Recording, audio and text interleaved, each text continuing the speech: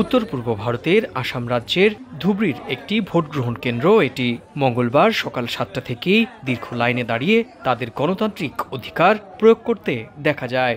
শুধু ধুবড়ি নয়, এদিন ভারতের 10টি রাজ্য ও একটি কেন্দ্রশাসিত অঞ্চলের 93টি আসনেও ভোট হয়। গুজরাটের আহমেদাবাদে একটি স্কুলে ভোট দেন দেশটির প্রধানমন্ত্রী নরেন্দ্র মোদী। একই কেন্দ্রে ভোট দিতে দেখা যায় কেন্দ্রীয় স্বরাষ্ট্রমন্ত্রী অমিত শাহকেও। তৃতীয় দফায় ভাগ্য নির্ধারিত হয়েছে দেশটির শীর্ষস্থানীয় বেশ কয়েকজন রাজনীতিকের। এর মধ্যে ছিলেন কেন্দ্রীয় স্বরাষ্ট্রমন্ত্রী অমিত শাহ সহ মোদীর মন্ত্রিপরিষদের প্রভাবশালী আরও কমপক্ষে 10 জন মন্ত্রী। এদিকে প্রথম এবং দ্বিতীয় দফার মতোই বিচ্ছিন্ন ঘটনা ঘটেছে পশ্চিমবঙ্গে। উত্তর ও দক্ষিণ মালদা, মুর্শিদাবাদ, জঙ্গিপুরে এদিন ভোট হয়েছে। তবে মুর্শিদাবাদের বেশ কয়েকটি ভোট গ্রহণ কেন্দ্রে উত্তেজনা ছড়িয়ে পড়ে।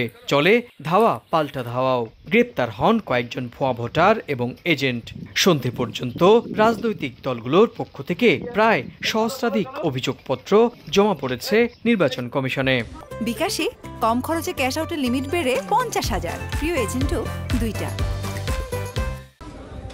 বিকেল 3টে পর্যন্ত ভোট পড়েছে 51%। 3 দফায় ভারতে 284 আসনের ভোট সম্পন্ন হলো। দু একটি বিচ্ছিন্ন ঘটনা ছাড়া মোটের ওপর শান্তিপূর্ণভাবে মিটল 18তম লোকসভা নির্বাচনের তৃতীয় দফার ভোট গ্রহণ পর্ব।